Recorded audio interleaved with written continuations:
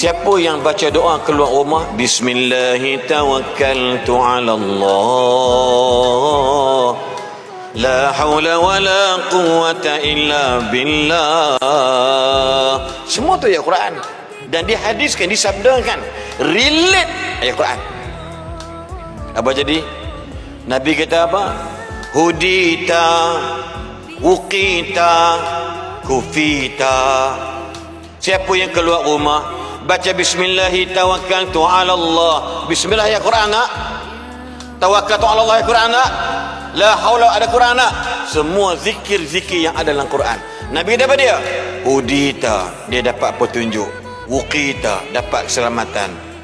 Kufita, dapat kecukupan. Dan berkata syaitan, kami dah tak boleh nak dekat dengan orang yang baca ayat tersebut.